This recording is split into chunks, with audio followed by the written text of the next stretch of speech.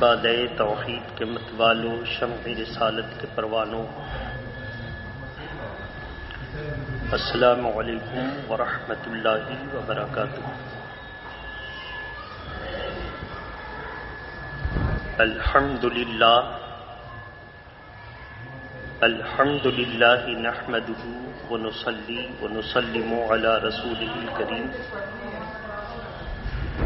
اما بعد فاعوذ باللہ من الشیطان الرجیم، بسم اللہ الرحمن الرحیم۔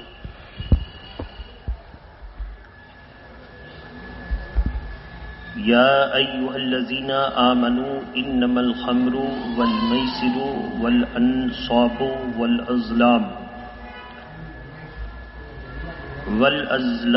رجس من عمل الشیطان فاجتنبوه لعلکم تفلحون۔ صدق اللہ العلی العظیم وبلغنا رسولہ النبی الامین المتین الکریم۔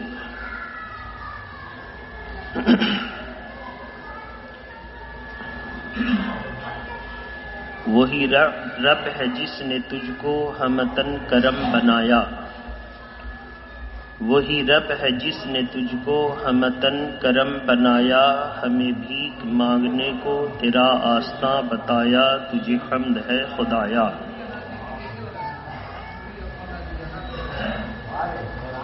یہی بولے سدرہ والے چمن جہاں کے تھالے، یہی بولے سدرہ والے چمن جہاں کے تھالے، سبھی میں نے چھان ڈالے پر تیرے پائے کا نہ پایا، تجھے حمد ہے خدایا۔ عزیزان ملت اسلامیہ، آج کی اس محفل میں گزشتہ سے پیوستہ اسی موضوع پر آیت کریمہ کے اسی ارشادات کو آپ کے سامنے میں نے پڑھا ہے۔ اضافے کے ساتھ چند باتیں نظر کرنی ہیں۔ امید قوی ہے کہ ہم اور آپ شراب اور جوئے جیسے خراب، نقصان دہ، تباہ کن عمل سے اپنے اور اپنے احباب و مخلصین کو بچانے کی پوری کوشش کریں گے۔ یہ ایسی چیز ہے کہ اس کے نقصانات مذہبی ہیں اور اس کے نقصانات سماجی بھی ہیں۔ مذہبی نقصان تو یہ ہے کہ اللہ اور اس کے رسول کی نافرمانی اور اس کی سزا جہنم۔ دنیاوی نقصان یہ ہے کہ آدمی نشے میں جب ہوتا ہے تو نشے میں جو کام کرتا ہے اس کو بات سمجھ میں نہیں آتی کہ ہم جو یہ کر رہے ہیں اس سے رزلٹ اچھا ہوگا یا برا، نتیجہ بہتر ہوگا یا بدتر، لیکن کر گزرتا ہے۔ اور جب اس کا نشہ پھٹتا ہے تو پھر اس کو ہوش آتا ہے کہ ہم نے کیا کیا، لیکن اس وقت ہوش آتا ہے جب اصلاح اور سدھار کی ساری کوششیں بیکار ہو جاتی ہیں۔ تو اسلام، قرآن کا ارشاد فَهَلْ أَنْتُمْ مُنْتَهُونَ، شراب، جوئے، بت اور جوئے کی تمام جتنی صورتیں ہو سکتی ہیں ان چار بڑی بڑی چیزوں کا ذکر، شراب، جوئے، بت اور جوئے کی ساری صورتوں کی برائی بیان کر کے اللہ تعالی ہمارے ضمیر کو امتحان میں پیش کرتے ہوئے پوچھتا ہے فَهَلْ أَنْتُمْ مُنْتَهُونَ، تو اتنی برائیاں ہیں، کیا اب بھی تم باز آؤ گے؟ یہ ایسا پیارا سوال ہے کہ جیسے کوئی کرم فرما باپ اپنے بیٹے کو ساری برائیوں سے آگاہی دینے کے بعد پوچھتا ہے بیٹا اب بھی رکو گے؟ رب کریم کی قدرت اور اس کی رحمت دیکھیے۔ قدرت تو ہے کہ وہ چاہے تو سزا دے دے، لیکن اس کی رحمت ہے کہ وہ پھر پوچھ رہا ہے کہ اب بھی اس سے باز آؤ گے۔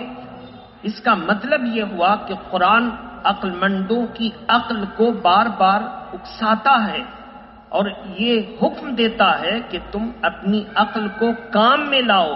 اگر عقل کو کام میں لاؤ گے تو ان 4 بڑی برائیوں سے ضرور بچ جاؤ گے۔ یہ پوری گفتگو کا ماحصل ہے، اسی پر بنیاد میں نے رکھی ہے۔ محبت کے ساتھ درود شریف پڑھیں۔ اللہم صلی علی سیدنا شفینا حبیبنا مولانا محمد وعلی آلہ واصحابہ وبارک وسلم صلاۃ و سلام علیک یا رسول اللہ۔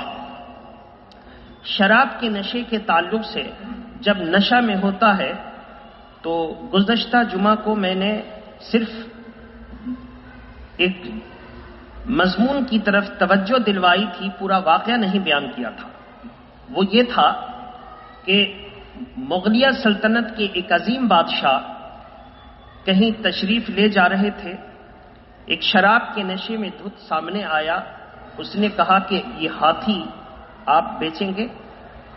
انہوں نے اپنے وزیروں کو حکم دیا کہ سپاہیوں کو کہو کہ اس کو اریسٹ کر لیں، گرفتار، اور اس کو کل جب اس کا نشہ پھٹے تو اس کو میرے پاس حاضر کرو۔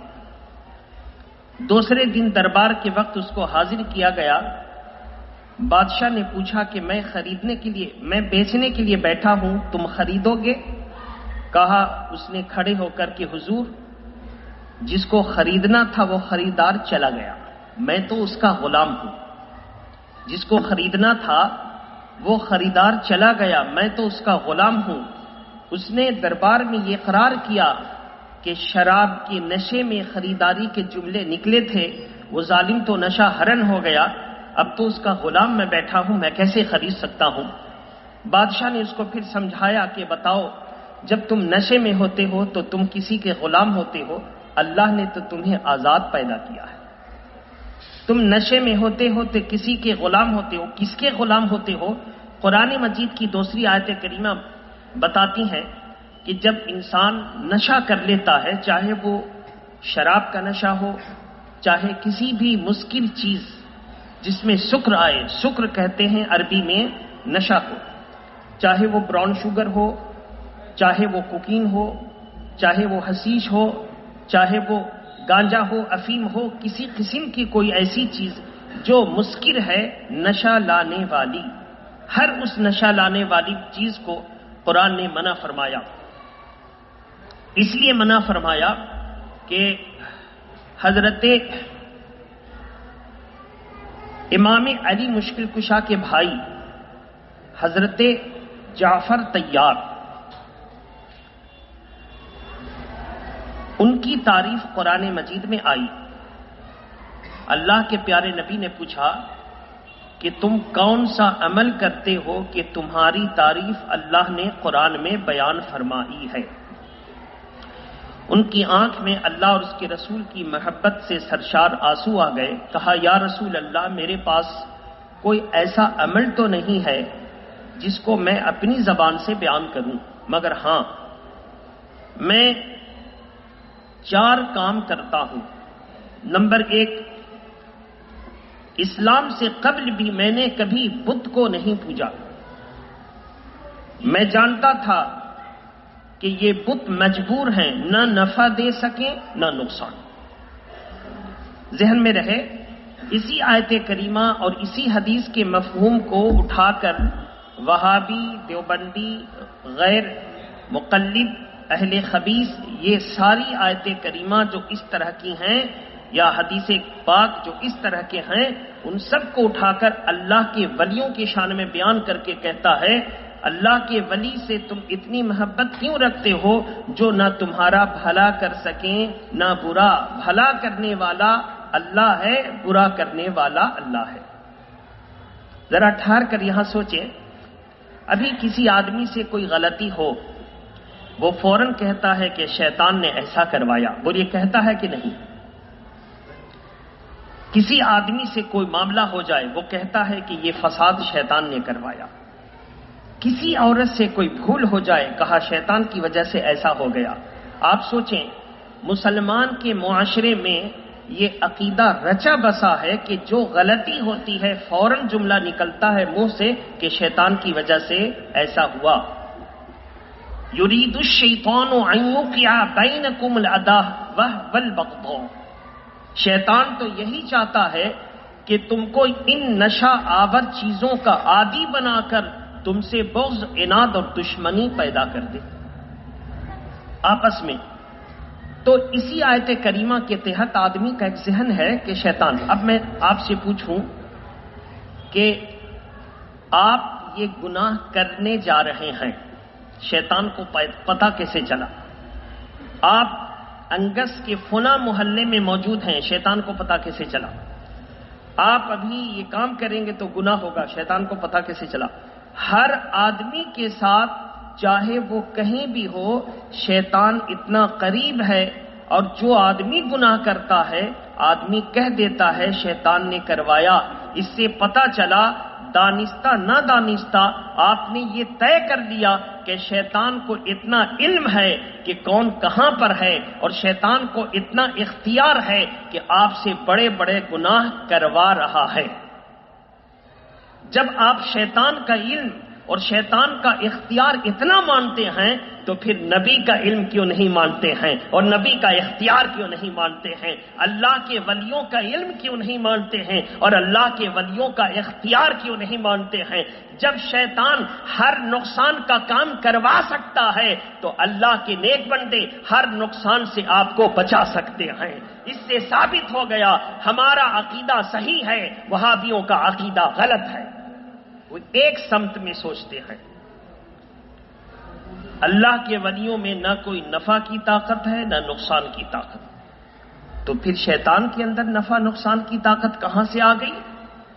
شیطان کے پاس اتنا علم کہاں سے آ گیا کہ تم ابھی کیا کرنے جا رہے ہو، چلو تم سے گناہ کروا دے؟ تو جب شیطان کا علم آپ مانتے ہیں تو پھر اللہ کے رسول کا علم کیوں نہیں مانتے ہیں؟ وہابی یہاں پر کہتے ہیں کہ شیطان کا علم تو قرآن کی آیت سے ثابت ہے، نبی کا علم کسی قرآن سے ثابت نہیں ہے. اسی کو کہتے ہیں اگر کوئی اندھا ہو تو سورج کی روشنی اس کو کوئی فائدہ نہیں پہنچا سکتی. اگر کوئی اندھا ہو تو سورج کی روشنی اس کو کوئی فائدہ نہیں پہنچا سکتی. اب قرآن مجید کی بے شمار آیتیں ہیں کہ اللہ کے پیارے نبی کو اللہ نے اپنی طرف سے علم عطا فرمایا. اور کتنا علم عطا فرمایا؟ وَعَلَّمَكَ مَا لَمْ تَكُنْ تَعْلَمْ وَكَانَ فَضْلُ اللَّهِ عَلَيْكَ عَظِيمًا. پارہ نمبر 5 سورہ نساء کی آیت کریمہ ہے. اللہ فرماتا ہے آدم سے لے کر عیسیٰ تک ساری کائنات میں جتنے علوم ہم نے سارے انبیاء کو تقسیم کیے وہ سب کا سب تمہیں تنہا عطا کر دیا، سب کا سب تمہیں تنہا عطا کر دیا. تو میرے محترم ہمارا عقیدہ ہے کہ شیطان کو اللہ تبارک تعالیٰ نے اتنی قدرت دی ہے تو ظاہر ہے جب مردود کو اتنی قدرت ہے تو جو اللہ کے محبوب ہوں گے ان کی قدرت کا کمال کیا ہوگا؟ یہ آپ کو ماننا ہی ہوگا. اگر آپ نے وہابیوں کے عقیدے پر کہا کہ اللہ کے ولیوں کو نہ کوئی نفع کی طاقت ہے نہ کوئی نقصان کی طاقت ہے تو فوراً گریباں پکڑ کے پوچھئے تو شیطان کو اتنی شرارت کروانے کی طاقت کہاں سے آ گئی؟ جب اس کو شرارت کرانے کی طاقت ہے تو ماننا پڑے گا رحمان کے بندے کو نیکی کرانے کی طاقت ہے اور برائی سے روکنے کی طاقت ہے. اب آپ کہیں گے کیسے؟ آپ بڑے بڑے کی بات چھوڑیے، اپنی بات دیکھیے. قرآن مجید میں اللہ تبارک تعالیٰ نے پارہ نمبر 4 میں آیت کریمہ ارشاد فرمایا ہے وَأْمُرْ بِالْمَعْرُوفِ وَانْهَ عَنِ الْمُنْكَرِ. اس سے پہلے كُنْتُمْ خَيْرَ أُمَّةٍ أُخْرِجَتْ لِلنَّاسِ تَأْمُرُونَ بِالْمَعْرُوفِ وَتَنْهَوْنَ عَنِ الْمُنْكَرِ. دونوں آیت کریمہ کو سامنے رکھیں. تم بہترین امت ہو، تم اس لیے ظاہر کیے گئے ہو، منظر عام پر اس لیے آئے ہو کہ تم لوگوں کو بھلائی کا حکم دو اور برائی سے منع کرو. بھلائی کا، اچھا جو بھلائی کا حکم دے گا یہ خطاب کس سے ہے؟ ہم سب سے. بولی ہم امت ہے تو ہم سب سے خطاب ہے. یہ اللہ کا کلام ہم سبوں سے ہے، مطالبہ ہم لوگوں سے ہے. تم بہترین امت ہو. اب سوچئے جو بھلائی کا حکم دے گا وہ نفع پہنچا رہا ہے کہ نہیں، اور جو برائی سے منع کرے گا وہ آپ کو نقصان سے بچا رہا ہے۔ تو جب ہم اور آپ بھلائی کا حکم دے کر بھلائی کروا رہے ہیں اور برائی سے منع کر کے آپ کو نقصان سے بچا رہے ہیں، جب ادنا کا یہ عالم ہے تو نبی اور ولی اعلیٰ کا کیا عالم ہوگا؟ جب ہم اور آپ بھلائی اور نقصان کروا سکتے ہیں تو پھر اعلیٰ جو ہوں گے وہ کیوں نہیں کریں گے؟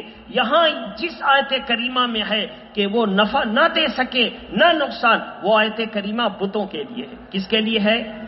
کس کے لیے ہے؟ بتوں کے لیے۔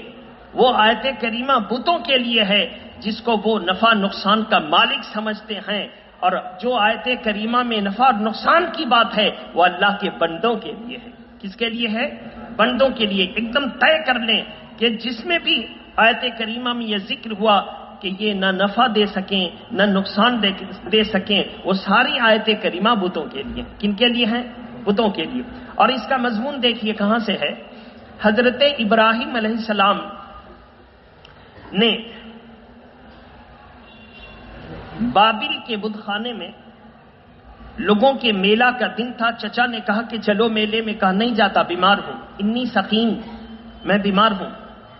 جب سب لوگ چلے گئے ان کو چھوڑ کر تو یہ بت کے سامنے گئے، دیکھا کہ بڑے بڑے پھل میوہ جات رکھے ہوئے ہیں، تو بتوں سے مخاطب ہو کر کہا کہ اتنے اعلیٰ قسم کے پھل ہیں، میوہ جات ہیں، کھاتے کیوں نہیں؟ بت بولیں گے؟ کوئی آواز نہیں آئی۔ ابراہیم علیہ السلام نے پھر کہا کہ کھاتے کیوں نہیں؟ کوئی آواز نہیں آئی۔ کہا ارے کچھ تو بولو، بولتے کیوں نہیں؟ کوئی آواز نہیں آئی۔ تو پھر جو شریعت کا حکم تھا اس پر عمل کیا اور ہتھوڑا کو ایک بڑے لمبے چوڑے پتھر کے بت کے ہاتھ میں ٹانگ دیا۔ میلہ سے جب وہ لوگ واپس آئے تو کہا میرے ان بتوں کا حشر، کسی کے ناک کٹی، کسی کے کان کٹے، کس نے کیا؟ تو کسی نے کہا کہ میں نے ایک نوجوان کو ان بتوں کی برائی کرتے ہوئے سنا ہے۔ کہا وہ کون؟ کہا تمہارا بھتیجا ابراہیم۔ کہا اچھا۔ سب لوگ ابراہیم علیہ السلام کے پاس سمٹ کر آئے، کہا کہ تم نے کیا ہے؟ نبی ہیں، جھوٹ نہیں بول سکتے۔ کہا کہ ہم نے کیا ہے تو تم اپنے بتوں سے پوچھ لو، اگر ہم نے کیا ہے تو کسے پوچھو؟ اپنے بتوں سے پوچھ لو، وہ تمہیں بتا دیں گے، وہ تمہارے نفع نقصان کے تمہارے عقیدے کے مطابق اگر وہ مالک ہیں تو تمہیں بتا دیں گے۔ تو پھر انہوں نے پوچھا کہ میں تم سے پوچھ رہا ہوں، بتاؤ یہ تم نے کیا؟ کہا تم اپنے بتوں سے پوچھ لو۔ تو بڑے شرمندہ ہو کر وہ تمام کافر، مشرک مطلب بت پوجنے والا، کافر کا مطلب اللہ کا انکار کرنے والا، اس کو ذہن میں رکھیں گے۔ جو مشرک ہوتے ہیں وہ کافر بھی ہوتے ہیں، لیکن جو کافر ہو وہ ضروری نہیں کہ مشرک بھی ہو۔ کافر کا مطلب اللہ کا انکار کرنے والا، کافر کا مطلب رسول اللہ کی رسالت کا انکار کرنے والا۔ اس لیے وہابی دیوبندی کافر تو ہیں مگر مشرک نہیں ہیں، چونکہ بت نہیں پوجتے، اور جو مشرک ہیں وہ بت پوجنے کی وجہ سے شرک کرتے ہیں تو مشرک، اور اللہ کا انکار کرنے کی وجہ سے منکر ہیں تو کافر۔ اس کو ذہن میں رکھیں۔ بہرحال تو میرے محترم، تو ان تمام کافروں اور مشرکوں نے سر جھکا کر کے کہا ابراہیم تم اچھی طرح جانتے ہو کہ یہ بولتے نہیں، یہ بولتے نہیں، یہ بولتے نہیں۔ کہا کہ تو پھر ان سے نہیں بولتے تو عقیدہ رکھو نا کہ ان کے اوپر جو مصیبت آئی وہ اپنی مصیبت کا ڈیفینس کر لیں گے، اپنی مصیبت کا بچاؤ، اپنی مصیبت کا دفاع کر لیں گے۔ تو کہا کہ تم اچھی طرح جانتے ہو کہ یہ اپنی مصیبت کا دفاع نہیں کر سکتے۔ کہا افسوس ہے، تف ہے تم پر جو اپنی مصیبت کا بچاؤ نہ کر سکے، وہ تمہاری مصیبت کا بچاؤ کیسے کر سکتا ہے؟ وہ تمہاری مصیبت کا بچاؤ کیسے کر سکتا ہے؟ جب یہ جملہ کہا تو ان لوگوں نے اس جملے کی تائید و حمایت کرنے کا حق تھا، مگر بغاوت کیا اور نمرود جیسے ظالم بادشاہ کو خبر پہنچائی ہمارے درمیان ایک بچہ پیدا ہوا، جب جو جوان ہوا تو ایسی باتیں کہتا ہے۔ بہرحال تو میرے محترم بزرگ اور دوستو یہ طے ہو گیا کہ آیت کریمہ جتنی بھی آئی ہیں کہ نہ یہ نفع دے سکیں نہ یہ نقصان دے سکیں، وہ سب بتوں کے لیے ہے۔ کن کے لیے؟ بتوں کے لیے ہے۔ اور جہاں پہ فائدے کی بات ہے، فائدے کی بات ہے تو اللہ کے پیارے نبی صلی اللہ تعالی علیہ وسلم ارشاد فرماتے ہیں کہ تم میں سے اگر کوئی چاہے نفع پہنچانا تو اپنے بھائی کو اخاہ ان ينفعه نفعا، اپنے بھائی کو نفع پہنچائے، اپنے بھائی کو نفع پہنچائے۔ اب اس حدیث پاک کے تناظر میں آپ سمجھیں کہ جب حضور نے فرمایا کہ اگر تم میں سے کسی سے ہو سکے کہ وہ نفع پہنچائے تو اپنے بھائی کو نفع پہنچائے، اس سے پتہ چلا اللہ کے پیارے نبی اپنے غلاموں سے یہ مطالبہ رکھتے تھے کہ اپنے بھائی کو نفع پہنچاؤ۔ اب جب مطالبہ اپنے غلاموں سے رکھیں، وفاداروں سے رکھیں کہ اپنے بھائی کو نفع پہنچاؤ، تو اس کا ایک معنی تو یہ بھی ہو گیا نا جو نبی کا غلام نہیں ہوگا وہ اپنے بھائی کو نقصان پہنچائے گا۔ پتہ چلا کہ عقیدہ بن گیا کہ جو وفادار ہیں وہ نفع پہنچاتے ہیں، جو غدار ہیں وہ نقصان پہنچاتے ہیں۔ اس سے پتہ چل گیا کہ اللہ کے نبی کا بھی عقیدہ تھا کہ اللہ کے بندے اللہ کی دی ہوئی طاقت سے نفع بھی پہنچاتے ہیں اور نقصان بھی پہنچاتے ہیں۔ اب جب ہمارے اور آپ کے جیسا آدمی نفع پہنچائے اور مردود جو اللہ کے نافرمان ہیں وہ نقصان پہنچائیں، تو جب ان گئے گزروں کے اختیار میں اتنا کہ نقصان پہنچا دیں تو جو اللہ کے محبوب ہوں گے ان کا اختیار کتنا ہوگا۔ اس سے پتہ چلا کہ جو اندھا ہوتا ہے سورج کی روشنی اس کو فائدہ نہیں پہنچا سکتی۔ ہم لوگ عقل والے ہیں اور ہم لوگ ایمان کی آنکھ والے ہیں، ہم جانتے ہیں کہ جب مردودوں کا یہ حال ہے تو محبوبوں کا حال بہت اعلیٰ ہوگا۔ اس لیے اپنے عقیدے کو سنواریے اور ایسے بد مذہبوں سے نہ رشتہ داری نہ ان کے ساتھ تعلق کچھ نہ کیجیے، اپنی طرف سے نہیں کہتے۔ اللہ کے پیارے نبی نے خود ارشاد فرمایا ہے وَلَا تَشْرَبَنَّ وَلَا تُوَاكِلُهُمْ وَلَا تُشَارِبُهُمْ وَلَا تُؤَاخِذُهُمْ، ان کے ساتھ نہ کھانا کھاؤ نہ ان کے ساتھ پانی پیو، نہ ان ولا مناکحہم، نہ ان کے ساتھ نکاح کرو، بل ایاہ و ایاہم، بلکہ ان کو اپنے سے الگ رکھو، ان سے خود تم دور رہو۔ ممکن ہے کہ تم کو بد مذہبی میں ڈال دیں اور تمہارا ایمان خراب کر دیں۔ تو اے میرے محترم بزرگ اور دوستو، بہرحال یہ عقائد کی روشنی میں بچنے کا حکم ہے۔ شراب اور جوئے کی لت والوں کے اندر کیا خرابی ہوتی ذرا اس کو دیکھیں۔ محبت کے ساتھ درود شریف پڑھیں، اللہم صلی علی سیدنا شفینا حبیبنا مولانا محمد وآلہ واصحابہ وبارک وسلم، صلاۃ و سلام علیکہ یا رسول اللہ۔ اگلے جمعہ میں نے قل یا ایھا الکافرون کی آیت کریمہ پڑھی تھی۔ وہ واقعہ پورا مفہوم یہ تھا، ذہن نشیں کر لیں، مفہوم یہ تھا کہ حضرت عبد الرحمن ابن عوف جو جنتی صحابی ہیں، شراب کے حرام ہونے کی آیت اترنے سے پہلے ایک دعوت منعقد کی جس میں شراب چلائی گئی۔ نشہ چڑھا، مغرب کی نماز کا وقت ہو گیا۔ مغرب کی نماز کے وقت امام صاحب نے نماز پڑھاتے وقت ان سے ایسی غلطی ہو گئی، ان سے ایسی غلطی کہ انہوں نے پڑھ دیا قل یا ایھا الکافرون کے بعد لا اعبدو پڑھنا چاہیے تھا تو اعبدو پڑھ دیا۔ مفہوم ذہن میں رکھیے۔ اب سنیے، جب نماز ختم ہوئی تو وہ پریشان ہوئے کہ اب ہم لوگ کیا کریں۔ ہم نے تو قرآن کی آیت اس انداز سے پڑھ دی کہ اس میں کا لا جب ہٹا دیا تو معنی ایک دم بدل گیا۔ لا کے ساتھ معنی یہ ہوتا اے کافرو تم صلح کلیت کی دعوت مت دو، تم چاہتے ہو کہ 6 مہینے میں تمہارے بتوں کی پوجا کروں اور 6 مہینے تم میرے خدا کی عبادت کرو، یہ نہیں ہو سکتا۔ تم اپنی جگہ ہو، ہم اپنی جگہ ہیں۔ اب اس کا معنی اگر لا ہٹا دیا جائے تو یہ ہوگا کہ تم 6 مہینے میرے بت کی عبادت کرتے ہو اور 6 مہینے میں تمہارے خدا کی عبادت کرتا ہوں۔ بولیے کتنا معنی الٹا ہو گیا۔ تو پہنچے اللہ کے رسول کی بارگاہ میں، یا رسول اللہ ہم لوگ نشے میں اتنے غیر ہو گئے تھے کہ ایسی بات وقوع پذیر ہو گئی۔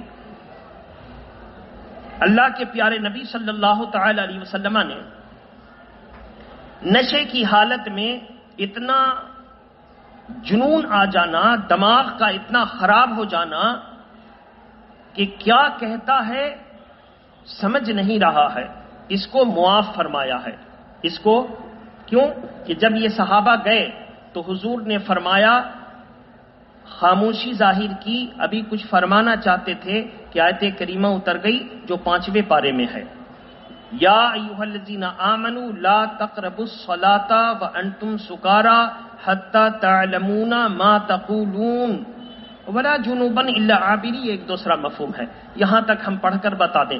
اے ایمان والو، جب نماز پڑھنے کا ارادہ کرو تو نشے کی حالت میں نماز نہ پڑھو۔ نشے کی حالت میں، یہ ابتدائی آیت کریمہ شراب سے دھیرے دھیرے آدمی کو بیزاری بتائی جا رہی کہ اس سے بچو۔ اب حکم ہو گیا کہ نماز کے وقت شراب مت پیو، اس سے پہلے ایسا کوئی حکم نہیں تھا۔ تو سوال یہ ہے کہ انہوں نے اتنی فاش غلطی کی تھی تو کفر کا حکم عائد ہوتا ہے تو کلمہ کیوں نہیں پڑھایا؟ جواب اس کا یہ ہے کہ جب شراب پی کر اتنا نشہ چڑھ جائے، جو میں نے بتایا تھا کہ ماں اور بیوی میں کوئی فرق نہیں کر رہا ہے، وہ طلاق ماں کو دے رہا ہے، طلاق بیوی اور دیوار میں کوئی فرق محسوس نہیں کر رہا ہے، وہ دیوار کے سامنے کھڑے ہو کر بیوی کو جیسے طلاق دیتا ہے ویسے دے رہا ہے۔ اتنا نشہ آ جائے کہ فرق ختم ہو جائے تو وہ جو کہتا ہے وہ انویلڈ، اس کا کوئی اعتبار نہیں۔ زور سے بولیے، اس کا کوئی اعتبار نہیں۔ لیکن اگر وہ بناوٹی ہے، دکھانے کو ایسا کر رہا ہے مگر پہچان رہا ہے کہ یہ ماں ہے، یہ بیوی ہے، یہ دیوار ہے، یہ عورت ہے، اتنی پہچان ہے تو جو کہے گا مان لیا جائے گا، جو کہے گا۔ اسی کا فائدہ اٹھاتے ہوئے بدعقیدے اہل حدیث کہتے ہیں، دیوبندی وہابی کہتے ہیں کہ اگر شراب کے نشے میں اس نے طلاق دی تو طلاق واقع نہیں ہوگی، کیونکہ شراب کے نشے میں صحابہ سے لغزشیں ہوئی تھیں، غلطیاں ہوئی تھیں، تو اللہ کے پیارے نبی نے ان سے کلمہ نہیں پڑھوایا، کہا نشے کی حالت میں جو غلطی ہو جائے وہ معاف۔ اگر حضور کلمہ پڑھوا دیتے تو ایسی صورت میں یہاں طلاق واقع ہو جاتی۔ تو آپ کو میں نے قانون بتایا، کتنا نشہ ہو، جب عورت اور دیوار میں فرق نہ ہو، ماں اور بیوی میں تمیز کا عنصر نہ ہو تو اس کے اوپر معاف ہے، لیکن پہچان رہا ہے یہ اماں ہیں، یہ بیوی ہے، یہ بہن ہے، اب اگر وہ طلاق دے گا تو نشے میں طلاق واقع، اس کو ذہن میں رکھیں۔ تو اسی لیے کہتے ہیں کہ جو وہابی ہوتا ہے وہ کم عقل ہوتا ہے، اس کو اللہ اور اس کے رسول کے حکم کا مطلب معلوم نہیں، اللہ اور اس کے رسول کے حکم کا مطلب معلوم نہیں۔ اب آپ سوچ کے دیکھیے، اگر وہ کہتا ہے کہ جو شراب پی لے اور کوئی کفر کر بیٹھے تو اس کا کفر یقینی نہیں، معاف کر دیا جائے گا، اس کا مطلب وہ صحابہ پر الزام دے رہا ہے کہ صحابہ کو ہلکا سا نشہ تھا لیکن کفر کر بیٹھے، صحابہ کو ہلکا سا نشہ تھا مگر کفر کر بیٹھے تو اللہ کے رسول نے بھی معاف کر دیا۔ اس صحابہ پر بھی الزام ہوگا، میرے آقا پر بھی الزام آئے گا۔ وہابی ہے جو اس غلطی، اپنی غلطی کی وجہ سے بڑے بڑے بزرگوں کو مورد الزام بناتا ہے۔ ہم کہتے ہیں صحابہ اتنے نشہ میں تھے کہ کیا کہہ رہے ہیں معلوم نہیں، اور ہم کاہے کے لیے کہیں گے؟ قرآن فرماتا ہے لما تقولون ما لا تفعلون، اور دوسری جگہ قرآن فرماتا ہے کہ تم اتنا نشہ کر لو کہ کیا کہہ رہے ہو نہیں سمجھ میں آ رہا ہے، کیا دیکھ رہے ہو نہیں سمجھ میں آ رہا ہے، ماں ہے کہ بیوی نہیں سمجھ میں آ رہا ہے، بہن ہے کہ بیٹی نہیں سمجھ میں آ رہا ہے، اس وقت تم نماز نہ پڑھو۔ اس کا مطلب قرآن نے تو کہا بہت زیادہ نشہ تھا کہ جو کہہ رہے تھے پتہ نہیں چل رہا تھا، اور وہابی کہتا ہلکا نشہ تھا، سمجھ رہے تھے مگر غلطی کی۔ تو وہابی اپنا کا بچاؤ کرتے کرتے صحابہ پر الزام دے گیا، اپنا بچاؤ کرتے کرتے صحابہ پر الزام دے گیا۔ ہم اس الزام کا دفاع کرتے ہیں صحابہ کی طرف سے، اور حقیق غلام ہو کر ڈیفینس کرتے ہوئے کہتے ہیں اتنا نشہ تھا وہ سمجھ ہی نہیں پا رہے تھے، جب سمجھ ختم ہو گئی تو اللہ نے معاف کر دیا، سمجھ ختم ہو اللہ نے معاف کر دیا۔ تو میرے محترم بزرگ اور دوستو، اب شراب اور جوئے کا نشہ معاملہ یہ ہے، شیطان سب سے زیادہ 2 گناہ کرنے والے سے خوش رہتا ہے۔ کتنے؟ دو طرح کے گناہ کرنے والے سے خوش رہتا ہے۔ نمبر ایک طالب علم دین کو دین کے طالب علمی سے بہکا کر دنیا دار بنا دے۔ نمبر 2، جو غصے اور نشہ میں اپنی بیوی کو طلاق دے دے تو شیطان اس سے بہت خوش ہوتا ہے، سارے گناہ پر ڈگری اس کو دیتا ہے، اس شیطان کو۔ پوچھا گیا کہ ابلیس ان دو کو تو نے ڈگری دی، گریڈ ان کا بڑھایا، تیرے مقرب بنے، ہم لوگوں نے بڑے بڑے جرائم کروائے تھے، ہزاروں ہزار قتل کروایا تھا، زنا کروایا تھا۔ کہا ان کے جرائم ان کے گناہ دور رس ہیں، بہت دور تک جاتے ہیں، تمہارا تو بس قتل و غارت گری ہوئی، معاملہ ختم ہو گیا، لیکن ان کے جرائم دور۔ دیکھیے شراب کے نشے میں جب وہ بیوی کو، شیطان بتاتا ہے راز کہ اس بہت اہم کیوں ہے، شراب کے نشے میں جب کوئی بیوی کو طلاق دیتا ہے تو وہ کہتا ہے ہم تو نشے میں تھے نہیں معلوم، جبکہ جھوٹ بولتا ہے۔ اگر نشہ میں تھا تو کیسے پہچانا کہ یہ بیوی ہے؟ اس کو ذہن میں رکھیں، ہم کو نہیں معلوم۔ اب وہ آدمی کیا کرے گا؟ کوئی گواہی نہیں ملی، خاموش ہو جاتا ہے، لیکن اللہ کے نزدیک نکاح ٹوٹ گیا، اللہ کے نزدیک شریعت کا حکم، اگر شوہر نے طلاق دی، کوئی گواہ موجود نہیں ہے تو طلاق واقع ہو گئی، طلاق واقع ہو گئی۔ ایسی صورت میں عورت کو طلاق کا علم ہوا، عورت کو تو شریعت کا حکم ہے کہ فتویٰ تو نہیں لگے گا کہ طلاق واقع ہو گئی چونکہ گواہ نہیں ہے، لیکن عورت کے لیے حکم ہے کہ اپنی جان چھڑانے کے لیے پوری کوشش کرے، زنا قبول نہ کرے، اپنی جان چھڑانے کے لیے۔ اب وہ کمیٹی میں کہہ دے کہ بھائی ہم اس کے ساتھ نہیں رہنا چاہتے، اس نے طلاق دے دی، میرے پاس گواہ نہیں ہے، فتویٰ تو آپ نہیں دے سکتے، مگر ہم نے خود سنا ہے طلاق واقع ہو گئی، اب ہم اس کے ساتھ نہیں رہنا چاہتے، یہ ایک ایماندار عورت کا تقاضا ہے، اس کو ذہن میں رکھیں۔ اب چونکہ گواہ نہیں ہے تو اس کے اوپر فتویٰ نہیں دیا جا سکتا کہ طلاق واقع ہو گئی، لیکن عورت کو حکم ہے کہ اسے جان چھڑانے کی پوری کوشش کرے، زنا میں اپنے آپ کو سپرد نہ کرے۔ تو وہ نشے میں طلاق دے دیتا ہے، پھر اس کے ساتھ صحبت کرتا ہے، پھر بیوی سے بچے پیدا ہوتے ہیں، وہ سب کے سب کیسے ہوتے ہیں سمجھ لیجئے۔ اب شیطان کو ان کو وہابی، دیوبندی، بد مذہب، گستاخ رسول بنانا آسان ہو جاتا ہے، اسی لیے وہابیت، دیوبندیت، گستاخی رسول پھیلی، اور جب پھیلی تو اب شیطان کہتا ہے جنگ کروایا تھا تو اس دوسری جنگ میں، پہلی جنگ میں بہت سے لوگ مارے گئے، اس کا اثر وہیں ختم ہو گیا، لیکن یہ ایسی جنگ تم نے شروع کر دی ہے کہ یہ جتنے ایسے بچے پیدا ہوں گے وہ قیامت تک گستاخی رسول کریں گے اور شیطانوں کی تعداد بڑھے گی، شیطانوں کی تعداد۔ تو شراب کا نشہ اتنا خراب ہے، اس کے دور رس نتائج ہیں، اس لیے شیطان بہت خوش ہوتا ہے، اور اس بچے کو جو بہکایا تھا اس کا ذکر ہم بعد میں کریں گے۔ اللہ تبارک کا تعالی ہمیں شراب، جوئے، بت اور جوئے کی تمام چیزیں، ہر وہ کھیل جس پر بازی لگائی جائے، ہر وہ کھیل، کرکٹ کھیل رہا ہے اس پر بازی لگا دی، تیری ٹیم یہ، میری ٹیم یہ، میری ٹیم جیتے گی تو یہ دوں گا، تیری جیتے گی تو یہ دے گا، جس پر بازی لگائی جائے ہر وہ بازی حرام، ہر وہ بازی جوا۔ تو میرے محترم بزرگ اور دوستو، ہاں ایک طرف اگر ہے کہ اگر تو امتحان میں کامیاب ہو گیا تو میں تجھے کتاب دوں گا، ٹھیک ہے، ایک طرف کی ہے، اگر تو ہار گیا تو مجھے یہ دے گا، یہ نہیں۔ اگر تیری ٹیم جیت گئی تو میں انعام دوں گا، اور ہار گئی تو کچھ نہیں، ہار گئی تو ایک طرف سے اگر شرط ہے تو جائز ہے، اور دونوں طرف سے شرط اگر ہے تو جوا کی صورت میں حرام ہے، اسی کو سٹا کہتے ہیں۔ آپ جا کے کرکٹ اور فٹ بال کا پتہ کر لیجئے گا، ٹیمیں کیسے گمراہ ہوتی ہیں اور اپنی ٹیم کو ہرا دیتی ہیں پیسے کے لیے۔ وآخر دعوانا الحمدللہ رب العالمین، السلام علیکم ورحمۃ اللہ وبرکاتہ۔